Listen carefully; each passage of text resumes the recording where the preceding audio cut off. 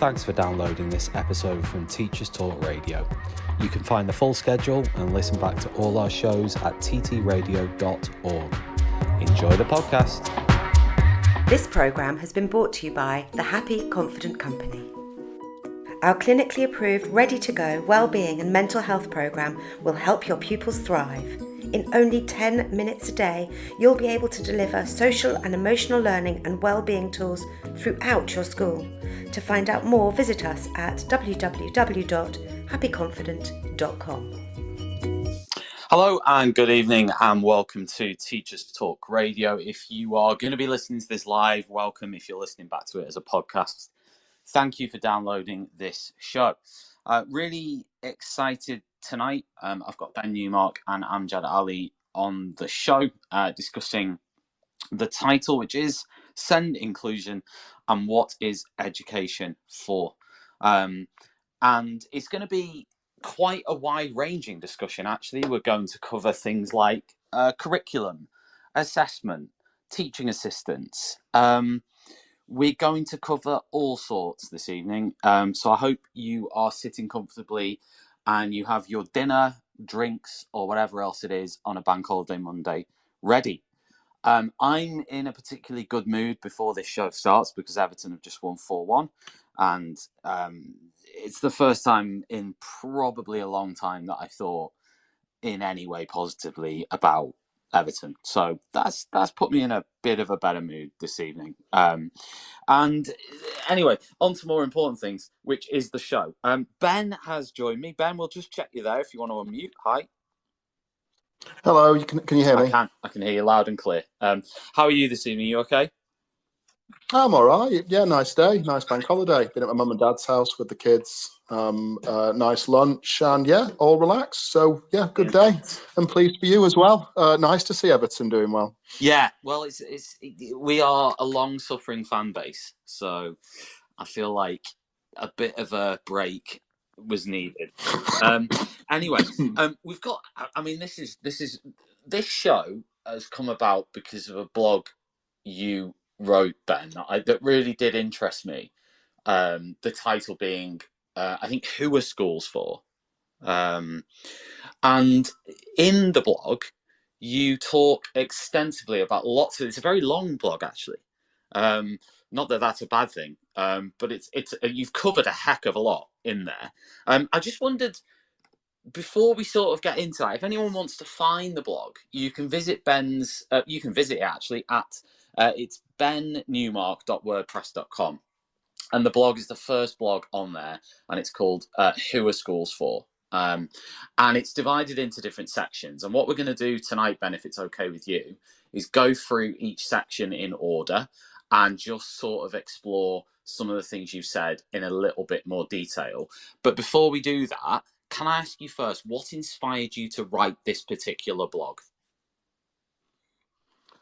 Oh, well, that's an interesting question. I guess it's a combination of a long period in my life. I suppose if my oldest daughter is now 6, I suppose coming for about 4 or 5 years.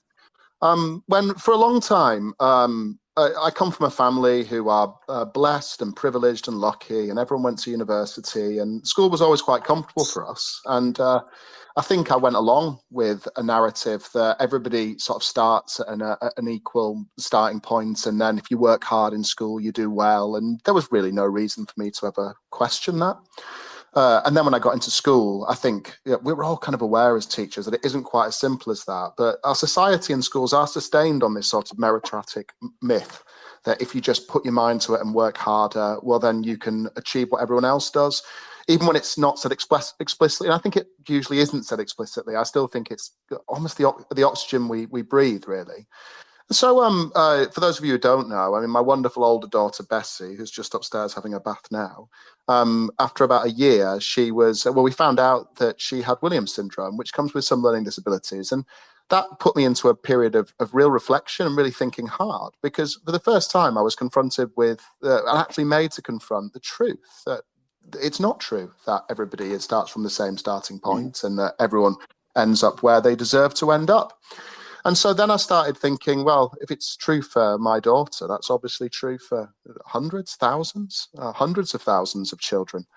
don't find learning as easy as other children do.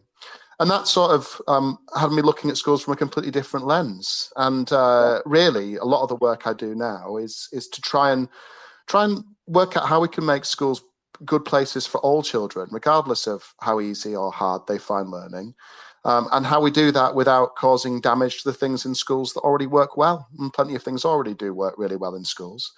And so that's really it. And then I think as one of the points to that, and where I kind of finished with this blog post, which was actually originally the keynote speech at Research Ed Berkshire, a couple of weeks ago, which was a great event, was this idea that we have to understand the problem. We have to face it. I think the problem is hard to see in our education system. And I think if we're going to begin to make steps to making schools and the education system properly inclusive, we have to properly understand what the whole problem is. And that's why it's so long. Sorry if anyone is trying to wade through it.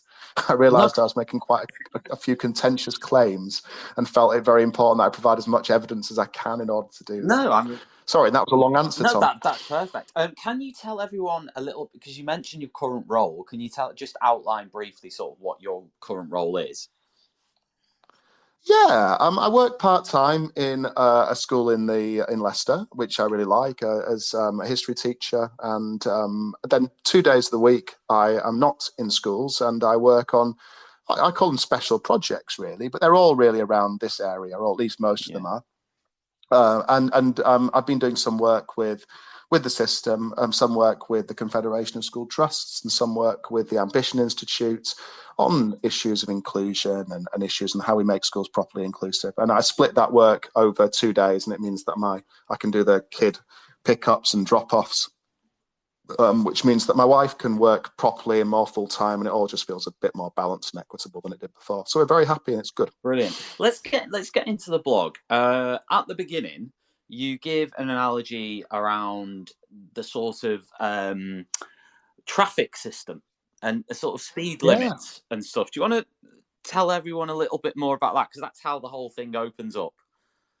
Yeah, of course. I mean, really, the point is that the road system we have is a modern miracle. I mean, it's never been safer, it's never been more efficient. Of course, terrible things do happen on our roads, but by and large, people get into their cars, and barring a disaster or a really bad day, you expect to get to the place you want to get to at about the time you want to.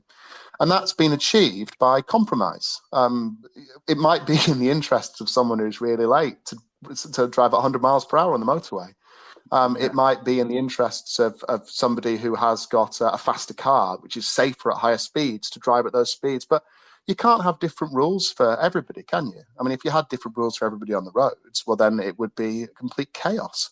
So we have to have a compromise. In the end, we accept that what's best for us as individuals is not best for everyone as a group. And I think so often debates around education in schools and in general fall down on the idea that people can very easily find examples of ways in which a big system doesn't work well perfectly for them. And sometimes people present that as if that's some sort of gotcha, like, oh, it didn't work for me, so that means the whole system must be wrong. But what we're neglecting is, like the road system, is the idea it can't work for every single person perfectly. It's not designed to. And the reason I started with that metaphor or that analogy, I'm not quite sure what you'd call it. I think it's an analogy, isn't it? I think so. Yeah. We'll have English teachers phoning in and correcting it. But the reason I started with that is that I think that's what the school system is too. It's a compromise, right? Like if we can't give every single person exactly what they want, or even exactly what they need as an individual, because if we did that, we wouldn't be able to resource the whole thing, and the whole thing wouldn't run. And I think it's being an adult to accept that big systems have to be compromises.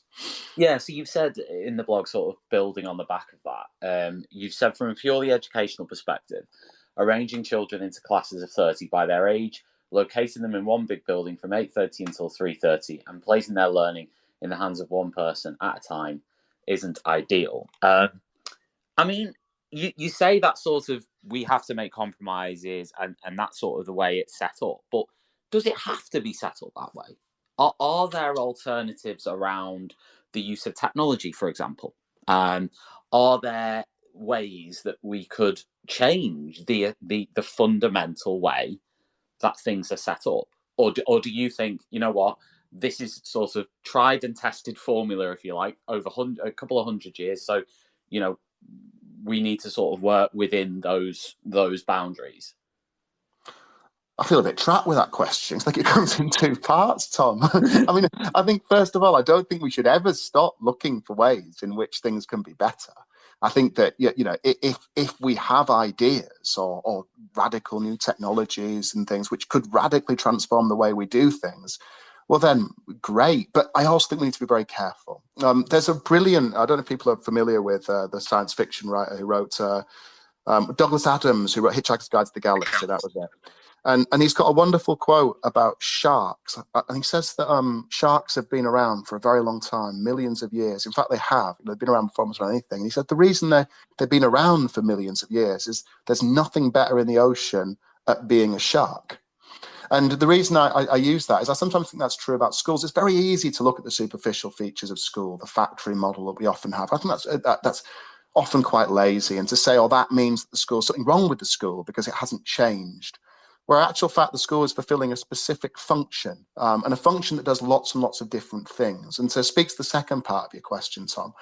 I think often when people look at whole-scale big changes, what I would call revolutionary changes, they're often not looking at them in the round. Now take, for example, I mean, there's lots of examples you could do for this. So I'll try and do one that I think that I find clear, which is around why kids have to be at school from 9 till 3:30 p.m. or around that, 8:30 till 3:30 p.m. Well, that's because schools are for childcare, isn't it? Well, we don't like to say that. We don't like to admit it. We don't like to. And actually, the fact that we want our children, to be under adult supervision at those times. So that's part of it. I often say that I have said that before to teachers having the worst possible day. I feel like every single class has gone terribly. We say, well, at least you've allowed their parents to work at the very least, and that's important. And they're safe. They're still there. And the reason I use that example is I think that it's very easy to find radical ways in which you think this could work better, this could work better, this could work better.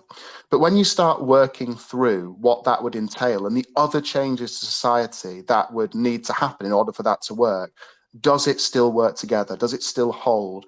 And I think that's something that I've only recently really started to understand towards my, I suppose I'd call myself young middle age now. When you're young, everything seems like you can solve it with just a quick solution. It's only when you start exploring these solutions and have everyone saying to you, but what if, but have you thought of, and what's going to happen with this thing, that you realize that things aren't quite as simple. I think it's on my Twitter bio. Oh, it is, because I've just put my Twitter up so I could find my blog. I think more and more these days that if the solution to anything looks simple, you probably just don't really understand the problem. So I think that we should definitely explore new ideas, but we should also not be naive about how difficult it is to change something very quickly without making things even worse. No, I get that. I completely get that. I think one of the sort of trends in recent years, particularly since COVID started, has been a real growth in parents looking to homeschool their students, and many virtual schools have been seemingly successful. In terms of that there are many more students than there ever have been now enrolled into these virtual schools where they are learning online, and then in combination with that, I guess parents or carers are sort of facilitating learning that they don't feel either happens in a mainstream school or happens well enough in a mainstream school. And I put out an interesting tweet actually a few weeks ago, which was something along the lines of, what if you could mess around with the curriculum and you could put in a completely random subject into the sort of curriculum, what would it be? And a lot of people said things like gardening. A lot of people said things like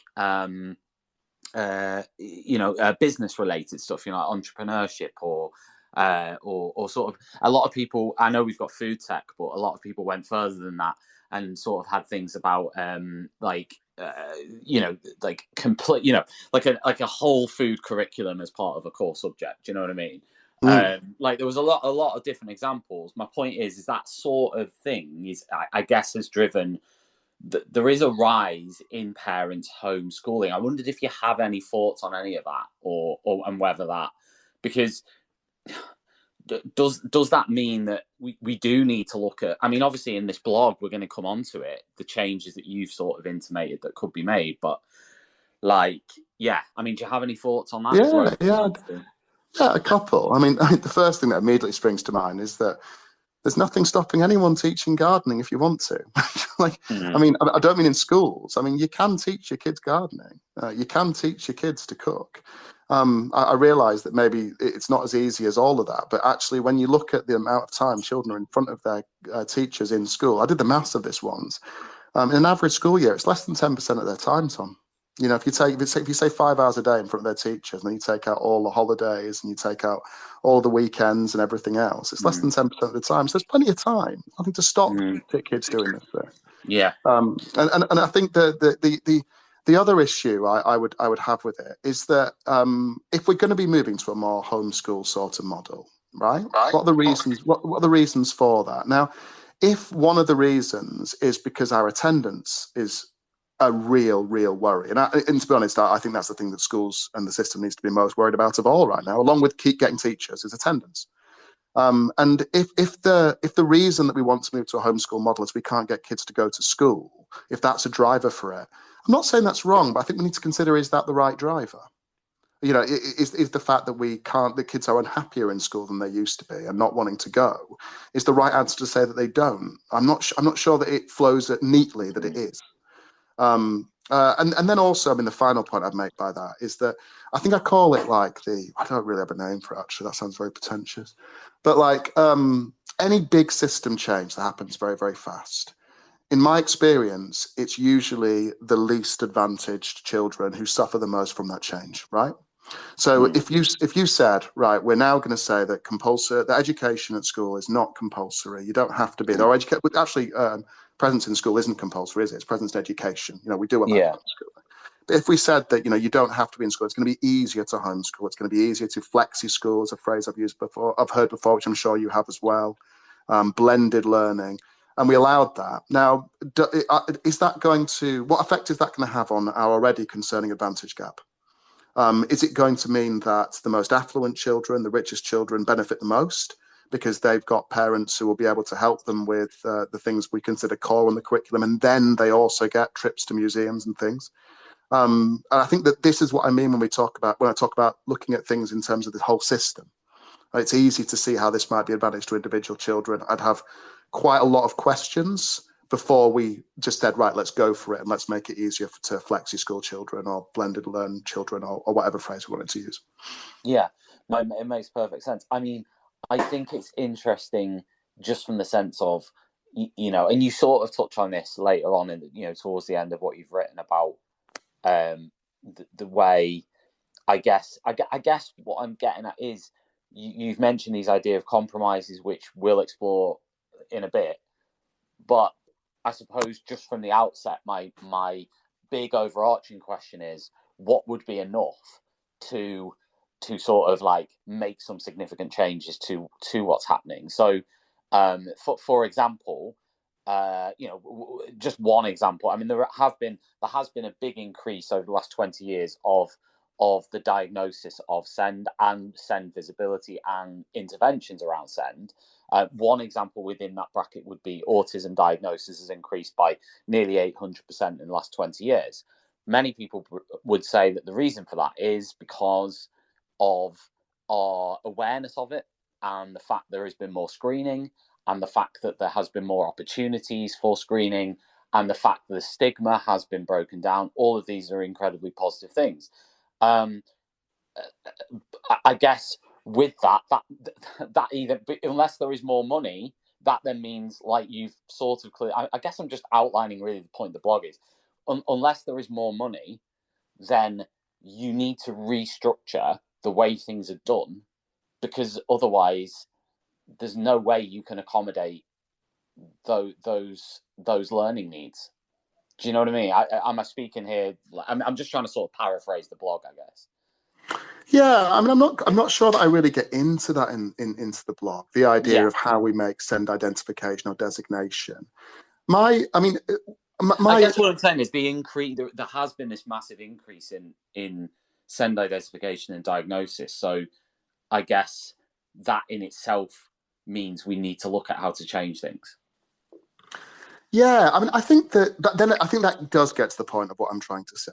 I think too often what we do in education, actually, no, it's not fair for me to call it education here. I think it's what we do in society, because schools are an expression of societal values, right? They don't come from nowhere. You know, the school system of any culture will be a representation of that culture. And I think too often what we do in schools is that we locate the problem of inclusion within the child who is excluded. You know, we kind of imply that there is a bar you need to hit, which is a sort of bar of normal, a bar of like, let's get this child to this point where they can now be included. And it's what is often called quite a medicalized model, with the differences that a child has and the way they experience things as sort of deficits or problems or diseases. We use the word diagnosis, don't we? And I know I'm always very uncomfortable about that being used about my daughter, because I don't think it is a diagnosis. She's not sick. But then I think what happens is that but when we do that and children are struggling in school, well, then of course we create and incentivize pathways where people will want to, or they actually not want to. In fact, the only way to be able to get the extra support that your child needs and to divert resources from a system that is predominantly set up to favor children who find learning easiest is to get this identification. Otherwise, you have nothing. And so I think that's a driver for the SEND system increasing. I think that really we shouldn't really be doing that. I mean, other cleverer people, much cleverer people than me, have made this point better. But one point that's been made by someone who I greatly admire, I would use their name. I'm not sure whether they want me to, so I should probably check. But is that when we talk about children who are often identified or diagnosed with SEND, and remember, there is no standardization around SEND identification, none at all. Yeah, a child in one school who is assessed as having SEND, exactly the same school, may go to another school and it wouldn't be regarded as having SEND. There is no standardization, right? What we really tend to mean is that these are children who are struggling with school and finding it hard. And what the person I admire pointed out is that often these children are really just acting as canaries in the coal mine for a school system that's failing lots and lots of children, or lots and lots of children are at least really struggling with. And what we should be doing is making changes to the way that schools operate as a whole to better serve and meet the needs of children who find learning harder rather than the children who find learning easiest. And if we did that, we would probably find that we would stop regarding these children as special or different or unusual, because of course they're not. They're just normal human children. And that would mean we would have less need for the sort of intervention and separate bolts-on systems that is often and sadly a feature of the way we do or we try to do inclusion in Britain, or in England at least. I'm trying to be careful here, because the other thing I want to be very clear about is that this is definitely not the fault or the responsibility predominantly of the people who work in special educational departments or SENCOs, because they're working within a system that they didn't design, and they're doing their best within those systems. But I mean, I think in summary, what I'm really saying is that instead of regarding the children needing to have an identification to be regarded as deserving or entitled or needing support, we should be looking at the way the schools operate as a whole, and how we could make them better for the children who find learning tougher rather than easier. Yeah, you've said in the blog that large numbers of children leave primary school unable to read well enough to fully access the secondary curriculum, and then go into a system set up on the assumption that they can, which is obviously secondary school. What? And again, this is something and this isn't necessarily a comment about SEND students by any way, shape, or form, but something that I've talked about over the last few years extensively is sort of is there a sort of place to look at the desire people have to actually learn and engage with the school system, maybe now as opposed to in the past? Is there a place to maybe look at parental responsibility or sort of accountability, or the way in which students across the board engage with education at school and at home? Would you say, would you say that this issue of children not reaching the literacy and numeracy levels at the end of primary school is about schools not doing their jobs well enough, to be blunt? Well, I definitely wouldn't say that the primary No. driver of the school's not doing their jobs properly. I mean, let's be. I think there's two things going on, isn't there? And this is one of the ways in which I would have to be very careful, because it's an area in which you could make things worse without meaning to, right? Mm. When we say that there's a certain percentage of children who are leaving primary school who are not reaching the expected standard in, for example, reading. Now, we know that we can make improvements in those areas. In fact, there have been improvements in those areas. That's happened. More children can learn to read better. And we should definitely be aiming for that for all children. Again, going back to my daughter, it's very important to me that she learns to read. I don't want someone to say because she has some learning disabilities, that means that she shouldn't. She should do as well as she can. And that's not to take away the work that primary schools have done to boost that improvement. That's great. However, whether that group of children, whether it's because they didn't receive as good instruction as they should have done, whether it's because they come from challenging backgrounds at home, whether it's because they have parents who are so busy and stressed and working two different jobs and really, really struggling that they're not having time to support in the same way as a more privileged family like mine might be able to, whatever the reason is, they're not ready. They haven't reached that expected standard. So when they go into a secondary school, the curriculum will be set up on the expectation that they can read in a way that will be able to help them access that. And if they can't, they can't. I mean, obviously, I just don't see these things as in tension with each other. We should be trying to improve the instruction and how children learn to read. Of course, we should be doing that. But that doesn't mean that we then move into secondary and say, oh, well, bad luck for you. Unfortunately, maybe in 5 or 10 years' time, we'll have a position where you would be able to read to access it, or a child like you would be able to read to access it. They can't. That's the situation they're in. So then we need to look at that. Yeah. No, go on. Sorry, I banged on. No, sorry.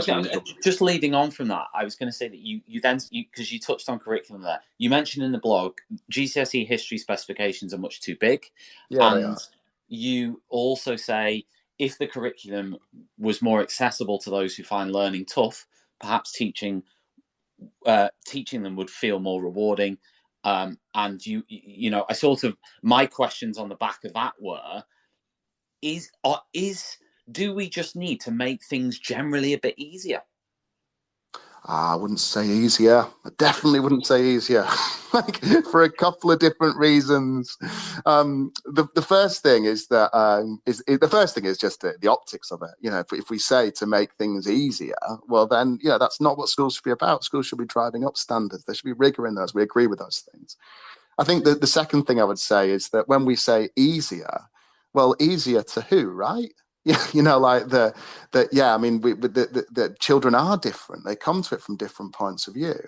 And thirdly, I mean, I think the area I feel most confident in is the history GCSE specifications. They're so big that even if you find learning really, really easy, they still distort the subject into something it isn't.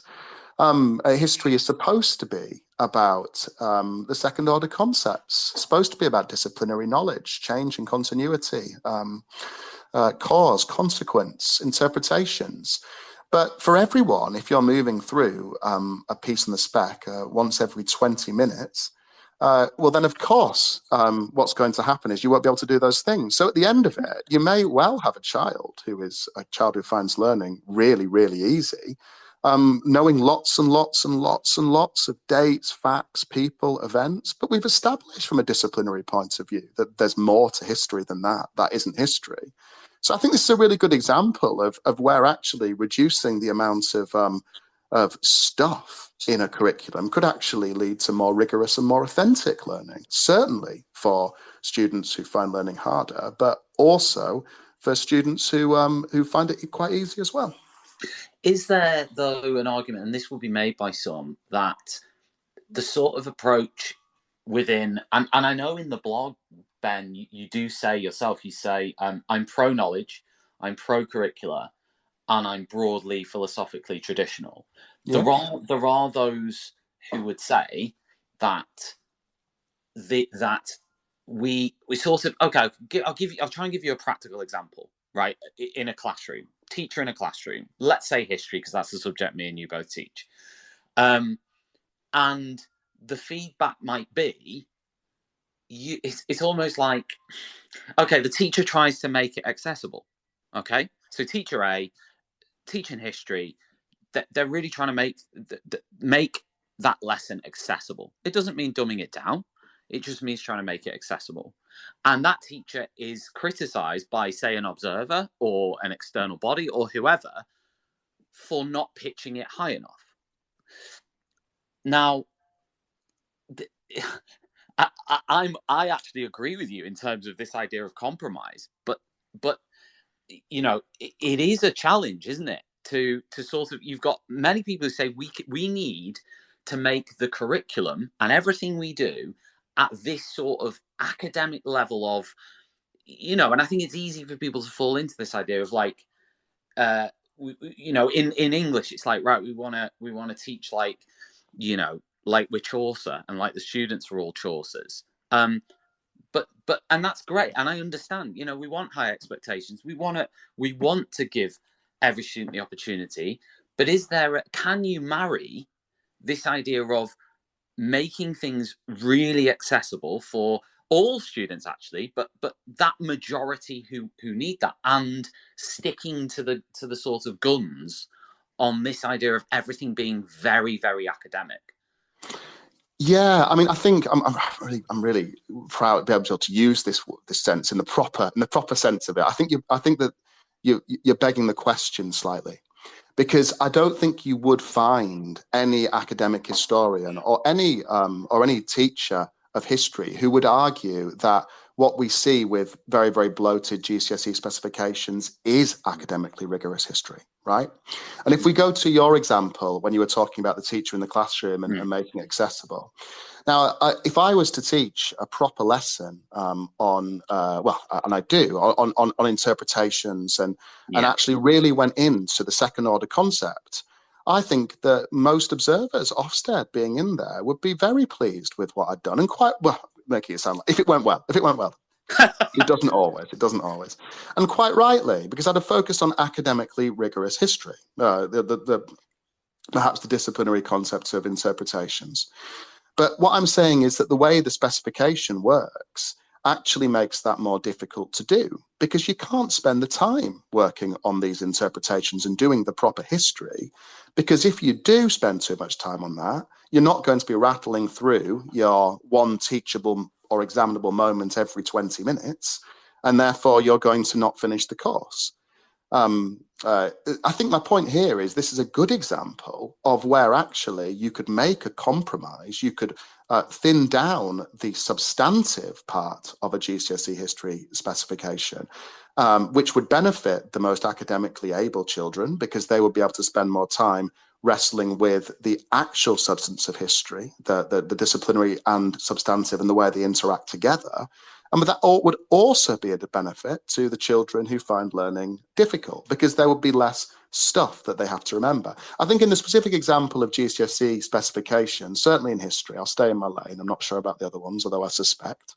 I think that what we're looking at is actually a desire for assessment and a misconstrued idea of what rigor really is has resulted in something that's made learning particularly difficult, particularly challenging for those who find it most difficult.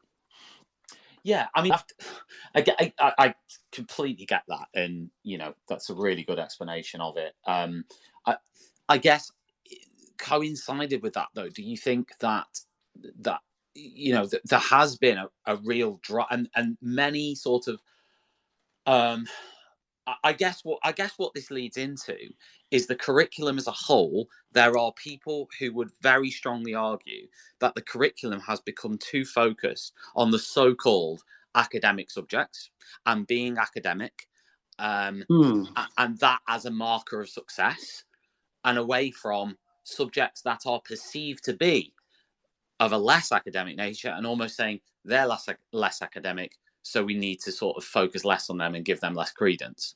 There are many people who would say that is what has happened. Yeah, that's interesting, isn't it? See, I come from that from a different angle, I think.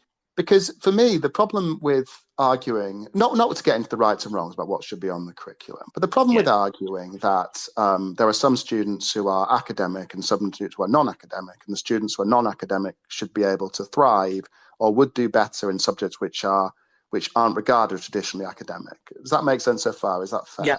Yeah. Yeah. I think the problem with that is it still is playing into this meritocratic idea that in order to have value, everybody must have these recognizable and instrumentally valuable characteristics. The idea that if someone is not able to be really good at maths or at English, well, that's okay, because that can be compensated for by them being really good at cookery or really good at sport. I'm speaking very crudely here, and people will forgive my lack of nuance, I hope. But I think the problem with saying that is it's still speaking and playing the meritocratic game. It's the idea that value has got to be found in some external achievement. And the problem is there are lots of children, of course there are, who are not going to be recognizably or instrumentally successful in either of those two fields. And so then the problem then becomes that they become even more lost and humiliated or frustrated. I think what I prefer is the idea that we should be, of course, I agree with you. I mean, the first thing I should have said is I do agree that schools can do much better at recognizing a broader range of achievements and characteristics. I do think that's true. But I think we can also do a really, really good job of recognizing that people's achievements are remarkable because of the different starting points they come from. That actually we can celebrate what might not be an instrumentally recognizable achievement to many people if we pay proper attention to it. A story I keep coming back to on this, which is something I saw a few years ago, and I found I was going to say quiet, but I won't mess around. Very moving. And it was a tweet that a mother had sent about, and I follow people who have experience with learning disability, and the tweet the mother had sent was about a young girl, a teenager who had a learning disability. And she, after weeks and months of work, for the first time had learned, and weeks and months of work with her father, had learned for the first time to tie her own shoelaces. And her mother had tweeted this as a success. And people were lovely, because I think generally people are. I think people do mean well. And the tweet had been followed with all of these wonderful kind of voices of support. And maybe it was my eyes on it. Maybe I was being oversensitive. But although people were really supportive of it, I couldn't help but detect what I perceived to be an air of condescension. A sort of, this is so cute, she's done it. It's really nice that she's been working with her dad. And I was looking at this and I was thinking, well, this isn't cute to me, actually. There's something sublime in this, something actually awesome, something that is worthy of a huge amount of genuine and deep respect. What this young woman has achieved is something quite astonishing. And actually, I think that we can all get better at looking for those sorts of example of achievement, for saying that it's the work that you put in, your willingness to devote yourself to this thing. And I think if we did that, the sorts of things you're talking about, we'd naturally get better at, right? Like the idea that, yeah, you may not be at the same point as someone else in your class. You may be doing different subjects, but you can still achieve honor and dignity and recognition for your achievements through your work. So, yeah, I think I'd come in from a slightly different point of view. Yeah, I mean, I suppose the bit I was sort of picturing was this idea that at the minute, the way the curriculum is structured still is very much, because you mentioned maths and English earlier in terms of the levels of students coming out of primary school into secondary who maybe don't have the required literacy levels to access the curriculum and so on. But beyond maths and English, you've obviously within the sort of subjects and options that students can pick and that dominate their timetables, there aren't necessarily opportunities maybe for I say, well, I'm sure there are in some schools, absolutely, but as a sort of, your best 8 subjects, as it would be called, all that sort of stuff. I'm saying, like, mechanics, gardening, art, even drama. There's a lot of subjects that many would argue are still very much overlooked in favor of others, whereas maybe they shouldn't be. Do you know what I mean? I don't know. I'm just sort of throwing ideas out there.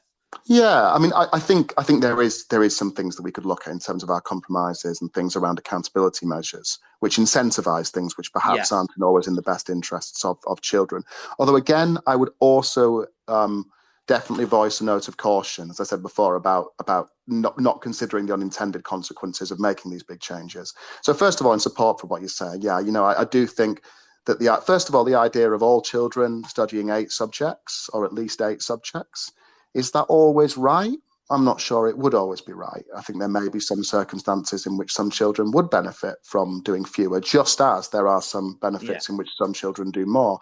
However, again, I would want to look at data there, Tom, because I know that there are children who do less than 8. I know that there are lots of schools which are making very sensible decisions based on knowing individual children really well. And so actually, I'll be very sensitive about saying they should just not do that in case they might be doing it already. I do think there are mistakes, I do things that we probably should look at. Although I'm not sure how seriously people now take the EBAC measure of school performance. I think that practicalities have hit us a bit, haven't they, with the lack of language teachers and things. But I think that's something that could potentially be quite unhelpful. But at the same time, it's also the unintended consequences thing again. Like system-wise as a bet, if we said we are going to allow we're not going to hold schools to account for, and we're not going to incentivize children for choosing more academic subjects. What was that going to look like across the system? Are we going to end up with children in disadvantaged areas choosing subjects which narrow options to a degree they wouldn't if they were born into a more affluent school? And again, like you, But then that idea of, I guess you could argue that idea of sort of narrowing options. You imagine they started to study plumbing or being an electrician at the age of sort of 13, 14 onwards or something. You could argue that's actually increasing their options.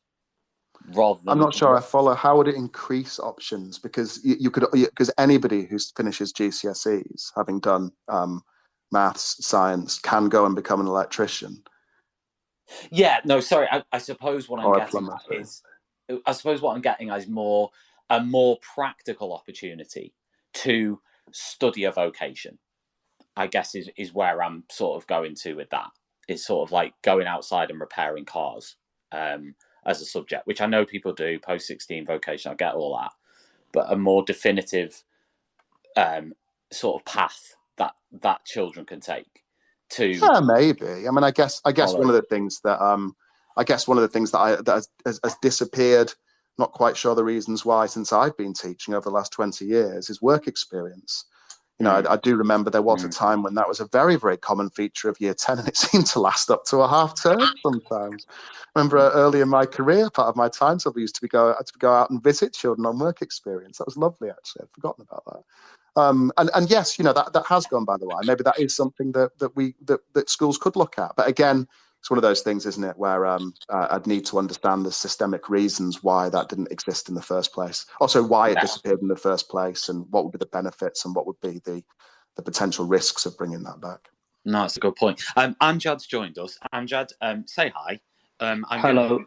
Hello, good evening. I'm going to bring you in a couple of minutes. I'm just going to finish. I've got a couple more questions for Ben, and then I'm going to sort of bring you into the conversation. So, Ben, I'm interested in this passage. I'll read it out for everyone. The results of such diverse cohorts sitting one exam on a specification designed predominantly for the cleverest children is chaos in the lower grades. For candidates on the bottom half of the bell curve, the exam becomes a crapshoot. It isn't possible for these children to learn and remember everything, so they and their teachers must make blind bets about what might and might not come up in terminal exams. Students who get lucky find they can do more questions and get higher grades than the unlucky ones who can do fewer. This isn't okay. So my question to you is, how do we change the assessment system into something that will be better than what we currently have? Or do we need to? Yeah. I mean, I think for GCSE history, I'd just take out as much prescribed substantive concepts in the spec.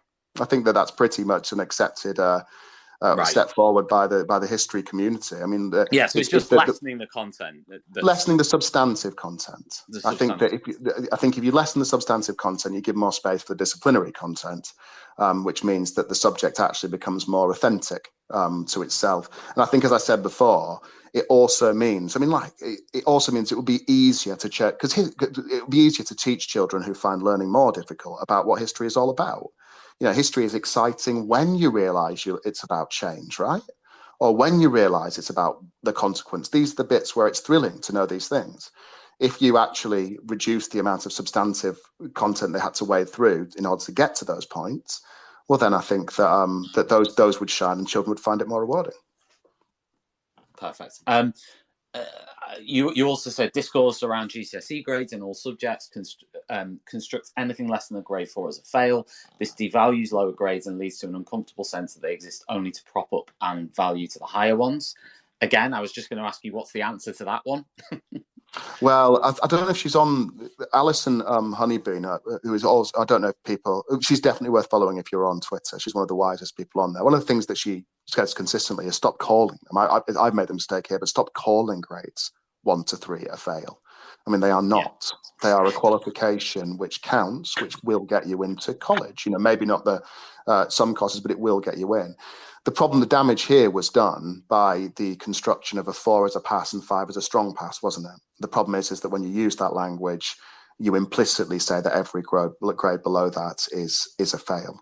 I think that we need to stop doing that. I think that one of the things that is clearest is how can we build, when I was talking before about valuing children for the effort they put in, for coming from different points and working really hard at something, it's very hard to do that if children feel that they've done all of those things, they've done everything they can do, they've done what their teacher asked, they've worked really hard, and they've ended up with something that the world tells them is a fail. So let's just not say it's a fail, eh? Let's push back on that. Amjad, I don't know whether you have any thoughts on that little bit there. This programme has been brought to you by the Happy Confident Company. Our clinically approved, ready-to-go wellbeing and mental health programme will help your pupils thrive. In only 10 minutes a day, you'll be able to deliver social and emotional learning and wellbeing tools throughout your school. To find out more, visit us at www.happyconfident.com. Yeah, so the 1 to 4 thing. Yeah, I wrote an article. I was just trying to Google it now, but I can't find it, ages ago, for the TES that said that we need to stop verifying the standards which society deem as good or bad across the board, and in which I essentially argued that a grade 1, 2, 3, or maybe in older language, a grade E, F, or D or whatever were perfectly reasonable and were perfectly acceptable and actually would have been and could have been the best possible outcome for some of our students. So the societal norm of what is a good or a strong or a standard pass, as Ben says now, isn't applicable for every single student. And I think that kind of is perpetuated with this whole rates of progress business and how if you start here, you need to finish here, and the kind of levels of progress need to match. But yeah, I mean, I wrote about that a long time ago, and I stand by that. That we, as a society, we're already stipulating what is the base minimum. And for some of our students, the base minimum is not there. And actually for them, that's their base maximum, yet still they'll be determined or deemed as failures. Because in the old days, I had kids say to me who were sort of stuck on, if you like, a U, so like a U or maybe slightly above, and they were like, "Oh, I can never get a C anyway. I can never get a C anyway. So what's the point?" Like, I failed anyway. Yeah. No. Well, yeah. I mean, I'm sort of, and then you try to say to them, "Look, if you get from a U to a D, then or whatever." Then that is a remarkable achievement. But our system tells them that it doesn't really matter. Do you know what I mean? No. Like there's an element of like, absolutely. If you don't get that, and it's the same now, if you don't get this level, it doesn't really matter what you do. You've still failed. Yeah, and unfortunately, that's a system that's existed for such a long time, and it's maybe inadvertently or subconsciously reinforced by parents and carers too. So, My dad, who can't read or write, and my mum, who came over from Pakistan, they would have been sold this system of what is good and what is a pass. And therefore, that system is exasperated by others saying, no, no, that's okay. If a parent went home and shared with their circle of friends, oh, my child got all twos or all ones, other parents would gasp, right? They would go, oh, okay, they didn't do too well, did they? But if the parent turns around and says, no, no, I'm over the moon, they've done exceptionally well, they'd look at them as if they're mad. And that's kind of been conditioned into society, so to speak. Yeah, Ben, I wondered, just to bring you back in, that, I don't know if this phrase still exists, but it used to be very prominent, of every child matters. Surely that's more important than it ever was. Yeah, I think the problem with any statement like every child matters, or any statement, is it's what we do with that statement that counts, right? Yeah. I mean, the words are cheap. It's very easy to say we believe in inclusion, or we believe every child matters, or no child left behind. What does that look like in practice? And that's what I meant before about saying about things from a system level change. And how do you go about making that change without making things even worse? I realize it's Amjad's time, but I'll leave you with just one thing here, which keeps circling around. It's been really helpful to me. But when I was thinking about system change, somebody introduced me to the idea of Chesterton's fence. And Chesterton's fence was a heuristic of thinking. And Chesterton was a civil servant back 40 or 50 years ago. And he said, the modern and young, naive sort of reformer sees a fence in a field and says, I see no purpose in this fence. Let us remove it. And he said, I would always reply to that reformer, I will certainly not let you remove it unless you can tell me what the purpose of the fence is. What you must go away and do is find out what that fence was built for and what it's doing. After you can come and tell me that, well, then I may, after consideration, allow you to destroy it. And it's this idea that it's to make these big system changes, you have to think about the reasons why things in the system exist already. And that's the only way to kind of get to a change which will help all children and not make things worse without you meaning to. Brilliant. Ben, thanks so much for your time. Thanks for coming on. No worries. I'll probably stay on for a bit. It'd be interesting to hear what Amjad has to say. Well, good to hear you, Amjad. If you can, that would be fantastic. And then obviously feel free to sort of drop in at any point with any sort of thoughts or comments. Amjad, do you want to introduce yourself just quickly for me? Just give people an outline of your current role and what you do. Sure. So my name is Amjad Ali. I'm a teacher, a leader. I work 4 days a week in a secondary school. I'm currently an English and business studies teacher. And the reason why I say currently, with the state of play in education at the moment, senior leaders have to pick up where there are gaps. And I've been teaching for 19 years now. And 1 day a week, I provide training in CPD around the country with the kind of premise of I talk about the things that I do, and SEND is my specialism, if I can call it that. I would never call myself an expert, but I believe I may have some expertise maybe in this area. I wanted to thank you for that. I wanted to ask you, Amjad, to start off with, and there's been, I suppose I want to ask you a broader question, a very open question to start with, is what are the major challenges for students, for SEND learners within our current education system? What are the biggest challenges? So just free flowing, just off the top of my head, without really giving it kind of deeper thought. Yeah. I'd say in no kind of specific order, teacher knowledge of the variety and vastness of SEND need. This phrase, we are all teachers of SEND, we are all literacy teachers, we're all numeracy teachers, we're all this teacher, we're all that teacher. The reality is that the knowledge gap in teachers and for teaching for SEND is vast. That's definitely a barrier. One of the other significant barriers, which you won't be surprised about, is the chronic lack of funding and the chronic lack of additional resources and facilities and services. that is creating a bottleneck in the schooling system. And I'd say the other barrier is, I don't know, I'm trying to say it in a non-controversial way. I think the resentment to this kind of notion of differentiation, which is now morphed into the word adaptation. I think the kind of worry that I can't possibly do this, which kind of circles back to point number one, I guess. Mm. Mm. Ben actually in his blog sort of wrote down some of the things that people say. You know, he's put them in quotes. So there's loads of people say things like there's loads of funding for children with SEND. Children with SEND get loads of extra help. Daisy in Maya's class has a one-to-one TA to help her. The teacher always gives help to the kids with the EHCPs first. And Ben has said it isn't silly to think children with SEND get more help than those without. And I think, and Ben's still here, so he can correct me if I'm wrong here, is that we should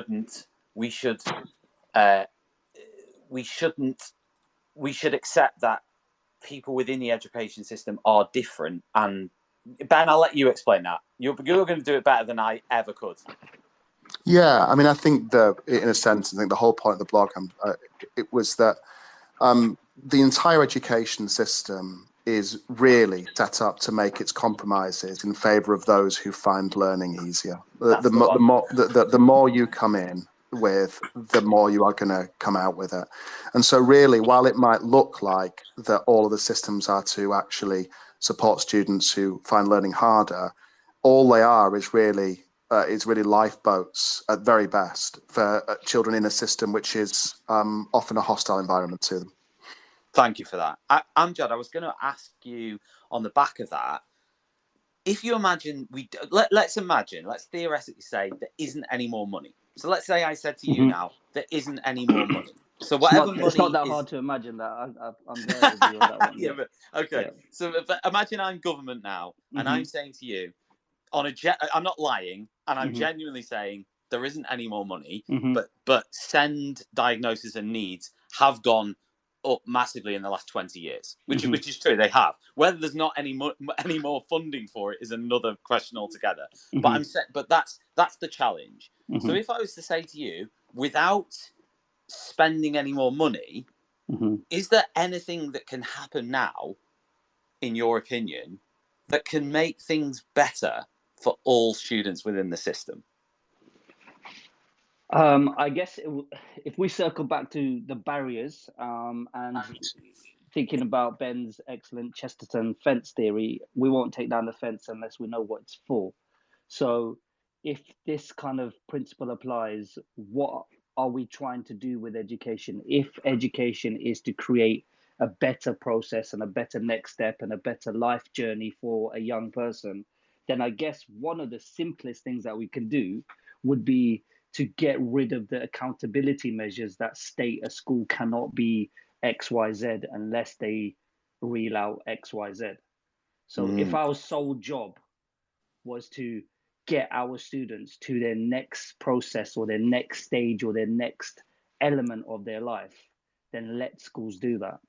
And until we get rid of, as Ben said, until we get rid of the items that aren't substantive and aren't really procedurally strengthening the knowledge of young people, then we're in trouble. So if we had money as a barrier and we can have free form for other areas, kind of just spitballing, I would say allow schools to determine what should and shouldn't be taught, but that risks the problem of, if there isn't a real grounding or a real knowledge of what SEND and inclusion actually entails, you risk people saying, oh, well, we'll give them hairdressing courses, or we'll put them on motor vehicle mechanics, and we'll do all of those things. So, if we can upskill and create real champions within each school, send people around to be able to, teach right from the chalk face. And I'm not talking about people that haven't stepped foot in a classroom for years. I'm talking about people that are doing this with young people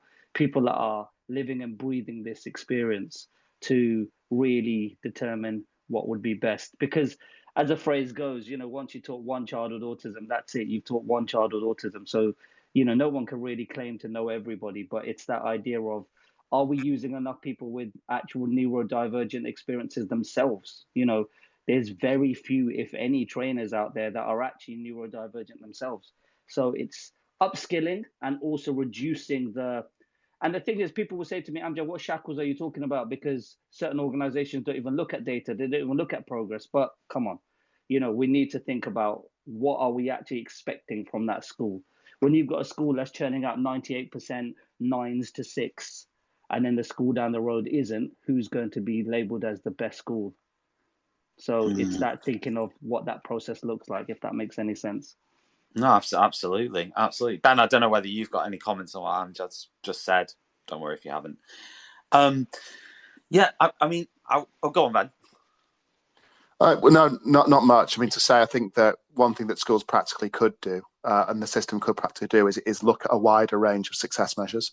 It's not to say that academic results aren't an indicator of a good school. They absolutely are. It's important that we see that, but we can value other things too, right?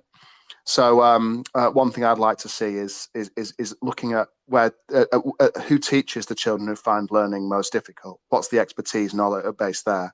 Where are the children who found learning hardest? Where did they go to? Where were those destinations? And was much thought and care put into thinking about those as the children who found learning easiest?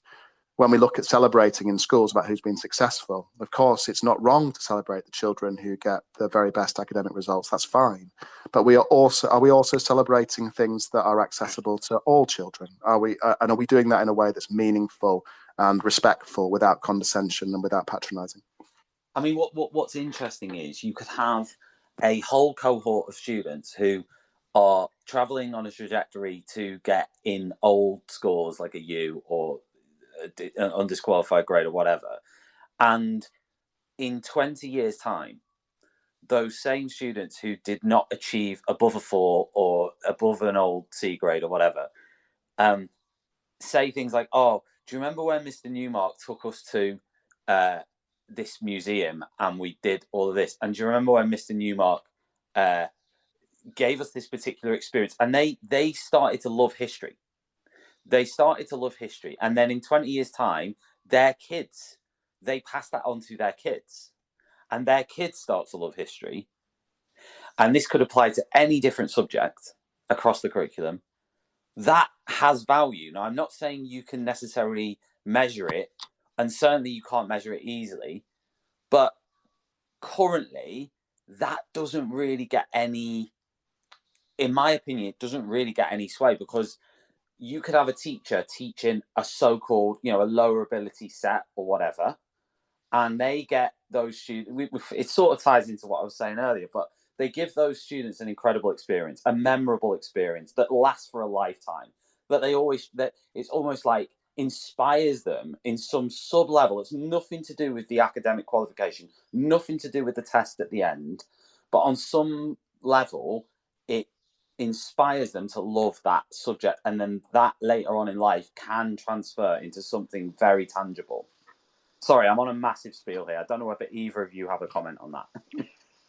I mean, I think the key thing about that is it's easy to fall into the trap that the only role for those students with highest level needs would be to create a love and interest in the subject. And I think, to echo what Ben has said, academic achievement is just as vital and is just as important as non-academic achievement, whatever that means. Even that phrase makes me wince when we think about it. If you think about the binary opposite of academic and non-academic, be it on such a widely differentiated scale. But I think, yeah, I hear what you're saying theoretically, but maybe, to play devil's advocate, isn't that a job of all schools to do that, to get their students to love their subject and get their students to love what they're doing, and create a richness of knowledge so that they can absolutely. I mean, I was just making the point within the accountability system. If that student didn't achieve a certain grade, then really the teacher has failed and the student has failed, and that's within our within our system. That's what it appears to be on paper. That's the point I was making. Not that we wouldn't want the student to. I think it's. That. Yeah. I think society mirrors the kind of standards that schools put out, right? So if the basic expectation is that a student should be getting a 4 or a strong 4, a standard 4 or a strong 5 as a good pass, then opportunities and next steps mirror those societal norms. And I guess if you look into the stats of what percentage of students with additional needs are in full-time employment, we've got to look at the wider kind of net of where are they meant to go, what are the jobs that are out there for them. So we need to broaden it past schools, in the sense of, if I say to a student, if you get a 2, you get onto your college course to complete this, and then there are jobs and opportunities available for you in this field, they need to exist. But at the moment, there's a deficit and a shortfall in that area too. And therefore, the push towards the 4s and the 5s, and then those standard routes into those standard employments, is what lots of schools are pushing towards. Yeah, Ben, I don't know whether you have any other comments on that and my rant, my philosophical rant. Possibly not. I want to read a little bit, Amjad, about. I want to talk to you a little bit about TAs and teaching assistants. And there's a bit actually in Ben's blog where he says, take teaching assistants assigned to individual children. For many familiar with the SEND world, this is a gold standard provision. A one-to-one helper whose job is to act as a bridge between the rest of the class and a student who wouldn't be able to be part of the lesson at all if it weren't for them, a sort of lesson interpreter. In The Inclusion Illusion, Rob Webster finds this is often not the case. He argues one-to-one TA support can often be a feature of an exclusionary system that places a child in a class without being of the class. The point is not to include the child, but to contain them so more able children aren't impacted by the challenges the struggling child faces. Webster makes it very clear this is not the fault of TAs, who he found often concerned about their lack of training and confidence. And then he goes on, our mainstream professional hierarchy is upside down, with the least trained, lowest paid, least secure and lowest status given responsibility for educating the children, for which learning is the hardest, with little formal appreciation, guidance or help. Now, Ben, I have to stress, does go on and say TAs are amazing, and it's not he's not therefore pointing out of course. Yeah, he's just talking about the way the system's structured, I guess. So do you have any thoughts on that? And in terms of like the role of a TA and the current role of a TA within the system? I mean, I don't want to sound like a politician and say, firstly, can I start by saying we thank all the TAs out there for everything they do, and it's absolutely phenomenal. I spent just under a year working as a teaching assistant in various young offender institutes and prisons before I started teaching, so I know the role of a TA very, very well.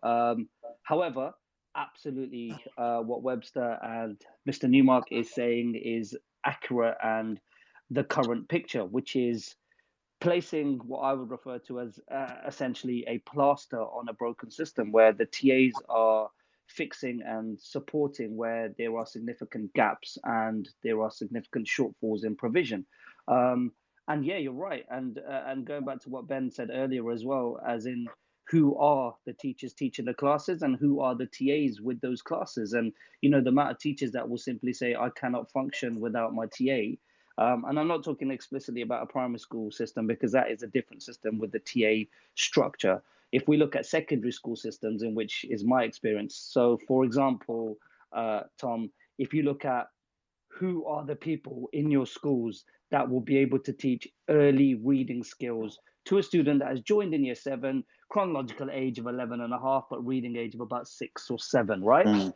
Who would be the people that would be able to teach those reading skills? Now, if you're lucky, you'll have a teacher or a qualified teacher or a team of people aimed at improving the reading skills of said people. However, the majority of secondary schools, I would argue, there would be, and this is again no denigration or offense, the least qualified and least well-paid people doing arguably the most difficult and most necessary job, which is to upskill these young people to get their reading age to a capacity for them to be able to access a mainstream curriculum.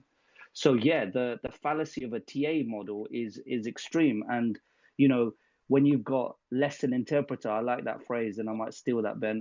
That lesson interpreter Oh, hang on, he's idea, copyrighted it, Amjad. He's copyrighted it. yeah, It's in his blog. TM, yeah.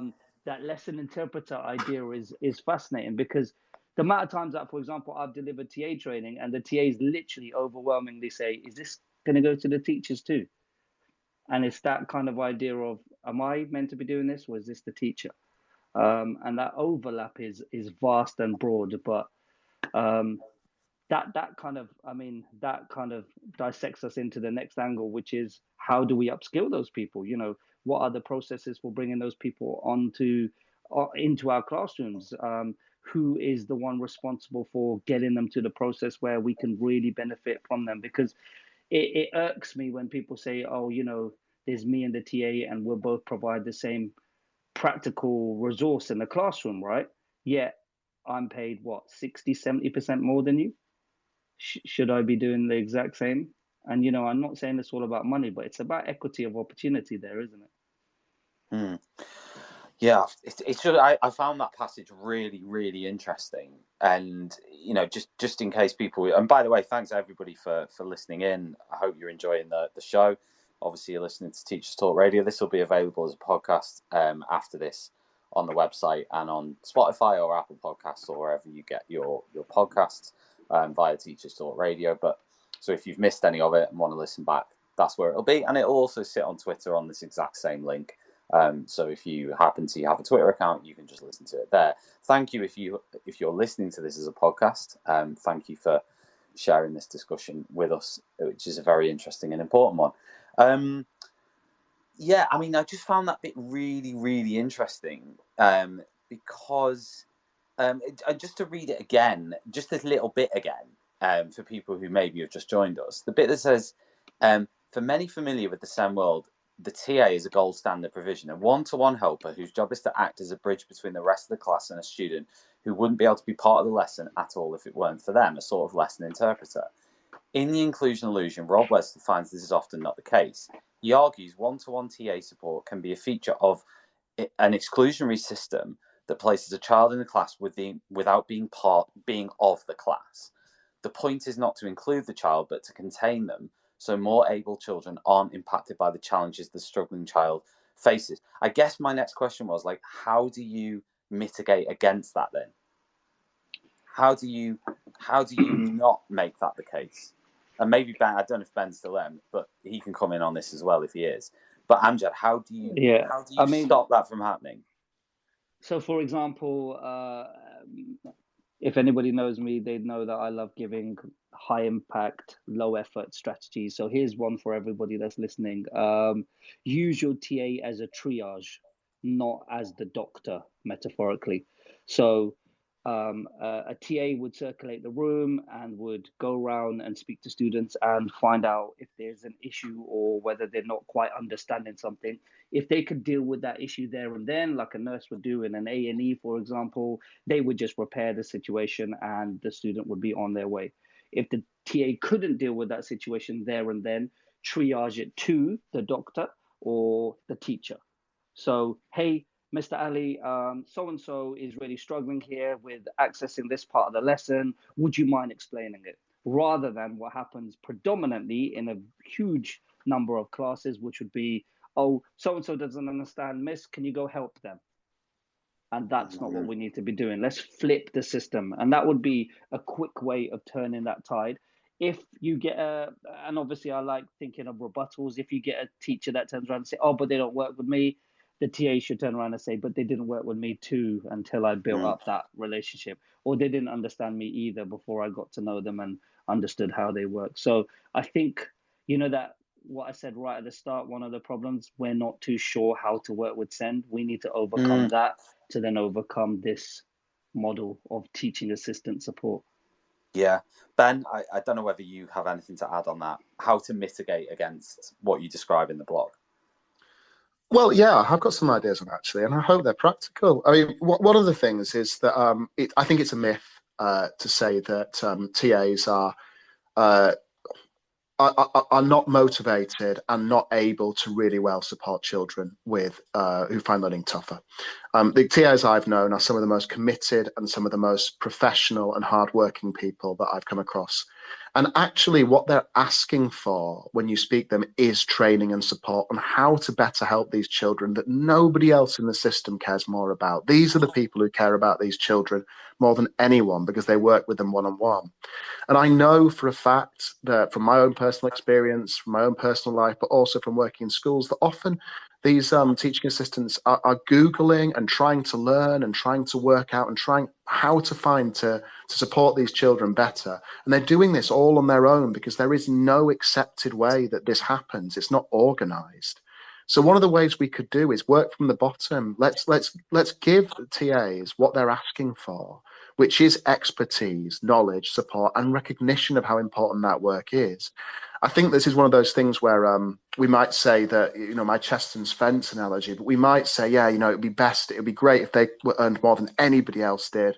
They should really, right? The people who work with children who find learning hardest should be the highest degrees of expertise we have in that system. But I think it's going to be hard to get there overnight. So in the meantime, let's do what we can. And let's make it easy for these people to access training, support, and help. And I think if we did that, that would be a really good system-wide bet for the children who do find school tough. Amjad, I also want to talk to you, and this is again something that Ben also brought up, but it really made me think, because Ben asked, where are the charities to help poor children who aren't doing well in school? Wouldn't it be more equitable if we focused on these rather than those who have comparatively more advantage already? So I think one of the examples Ben gave is like a charity that helps already high achieving students who are poor, rather than the students who struggle with learning that are poor. Does that make sense? Yeah, of course. Yeah. I mean, I've thought about that for a little while as well. A lot of after watching I really enjoyed the coronation concert yesterday. The amount of trusts that were referenced. How many of them were specifically targeting students, like Ben said, that are really struggling with learning, as opposed to the ones that are, if this even exists, disadvantaged. or naturally gifted but economically disadvantaged kind of thing. The ones that just need that kind of leg up, as opposed to the kind of ones that need 2 feet up. And yeah, that is a deficit. That is a shortfall. There is definitely ones out there, but they're just not as prominent, and they're just not as well funded, and they're just not as advertised for that reason. And it's that idea of how do we kind of work through with those. And then I guess what might then happen is people then argue or try to filter in the funding and the money for where there are deficits for example, mental health or those areas, as opposed to the academic support. And we need all of them. And that's where the chronic underfunding is really making a massive hit on people's lives. Yeah. Yeah, I mean, again, there will be that. So there are schools out there with sort of really I need to try and put this in the best possible way. There are schools out there that achieve really, really good, in inverted commas, results. So on academic league tables and sort of like that side of things, they do really well. And I know one of my guests a few weeks ago was sort of highlighting those schools and saying those schools don't sort of. I think his thing was they don't label. I think he used the words label. I can't remember the specific words he used, but they don't focus as much on individual sort of send provision, and rather just sort of like teach the way they teach and teach really well, and then they get really, really good results. And they do really, really well in the performance and the league tables for that reason. And students achieve within within exactly what we're talking about, within the current system, within the academic subjects. And there are a range of students. These are comprehensive schools. What would you? I mean, I don't really know what my question is. I think I know. I think I know what you're trying to say. Help me, Amjad. Yeah, Help. I think what you're essentially saying is, isn't there a call that we just make it really, really efficient and effective pedagogy and practice, and then all of our students will be able to benefit from those kind of Yeah, ways of being and and sort ways of of doing it. like collective behavior and, Yeah, of you course. know, And the thing focusing on is, that, all that yeah, sort of stuff. I think we have to primarily and very, very consciously be clear that despite any kind of statement, like I use the phrase needed for some but benefit all, any of those kind of phrases, whatever we might think or say, there will always be the necessity for bespoke and individual association for students that are either physically disabled or neurologically different. So, the Qualities Act, the Disability Discrimination Process, the SEND Code of Practice, all states that individuality of performance and process and resource and support is needed. However, yes, generally, if we're going to be very, very simplistic with it, if we can put in place, really sound, high quality teaching and learning practices, then yeah, they will benefit all students. So, for example, if you had a dyslexia friendly classroom, and you used the kind of British Dyslexia Association's readability report and designed your visual depictions of information using their processes, that won't hinder anybody and that will just benefit everyone, right? So there are processes like that will absolutely support the kind of need and necessity of what we're doing. However, there will still be some students that say, for example, will need a scribe or will need a reader. And so those students will still need a bespoke set of support. But that general assumption that we can work and support students across the board with really high quality teaching, yeah, that rings true. I mean, I'm a PP lead, I've been a PP lead in various schools, and that same process has applied to pupil premium students, right? Yet, if only if it was that simple, we fixed it, haven't we? We've just thought Yeah. what it is to do, and we should all do it. And I wonder why so many schools haven't tried doing that then, or why just they're not doing it, if that makes sense. Theoretically, it's so simple. Yeah, absolutely. There's so much in this conversation that, like, there's unbelievable amounts of stuff to sort of explore. I mean, literally, you could spend 24 hours talking about it all. Mm-hmm. I just want to sort of like finish off, and if Ben is still there, he can also come in on this. But like, we talk about like teachers coming into the profession. If there was something that you think it would be beneficial for a new teacher to really deeply know that they aren't either necessarily taught or they aren't, it isn't necessarily focused on during that phase, like what would that be to make the system better? I'm happy to answer, or happy Yeah, for go on, Ben to go Amjad. ahead. Yeah, absolutely. Go. I mean, what would I really want teachers to know that were coming into the profession? Yeah, I'd want them that they don't necessarily know, or at the very least, it is less known, if you know what I mean. Okay, to just keep it very simplistic, and this, lots of primary school teachers will be saying, "Oh, well, we kind of do this." Would be for every single new teacher joining the profession to know how to teach reading, how to get a student that cannot read, that cannot access any written material, to read and decode. That would be my primary skill that I'd love every teacher in the UK to jump into the profession with. Obviously, if we want to expand that, I'd love everyone to suddenly wake up overnight and be able to do that.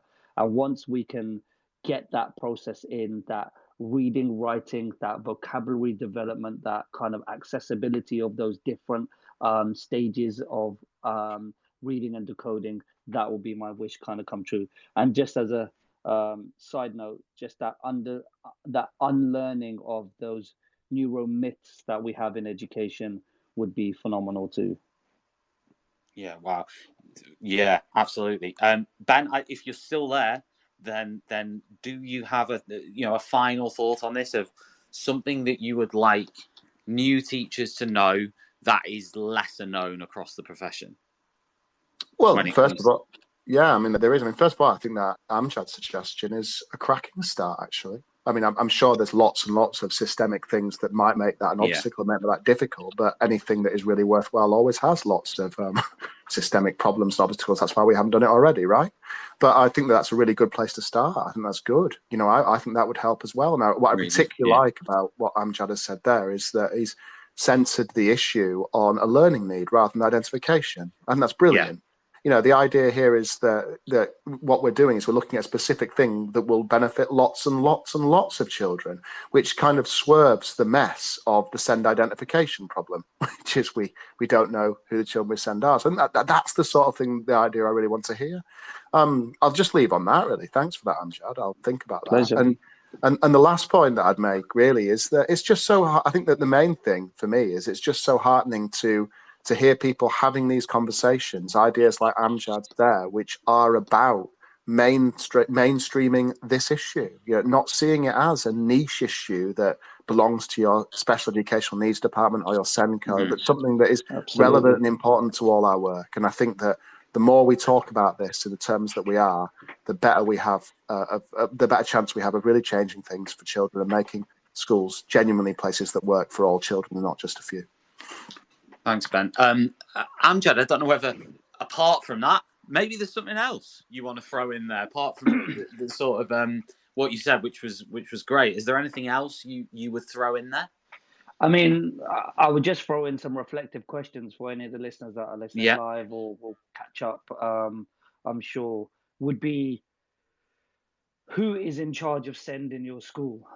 Who's responsible for SEND in your school? Who are the students that you think will pass? Who are the students that you think will fail?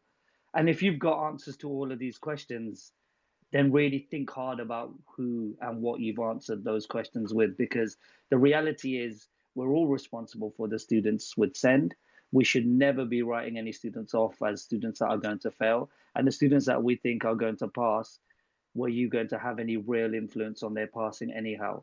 And what I want us to really think deep about is that once SEND becomes an AHT or a DHT responsibility and becomes a silo in a school or an island of kind of protection, that's when we kind of really struggle.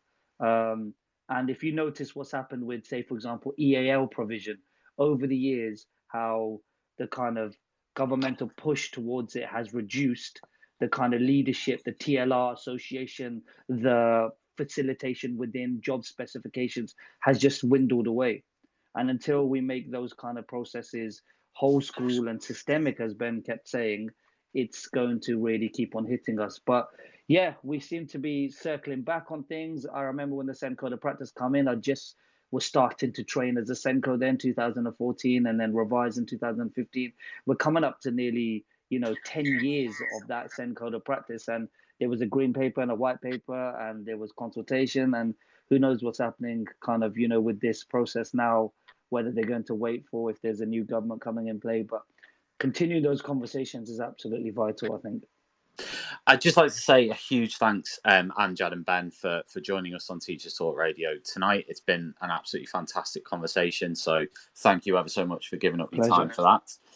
As I've already said, this will be available as a podcast to listen back to, and check out the description if you've missed anything that we've mentioned. We will include it in there. On there, a quick shout coming up in 3 minutes' time.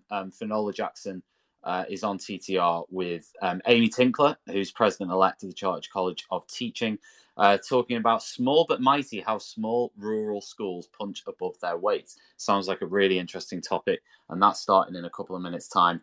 You can listen to that on the TT Radio website, and then just click listen live if you fancy sort of listening and getting involved in that conversation.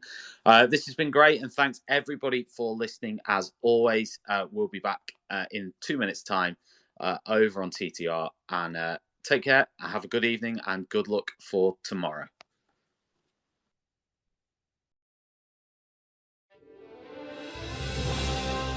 You've been listening to Teachers Talk Radio. Tune in live and listen back at ttradio.org. We look forward to hearing from you next time on Teachers Talk Radio.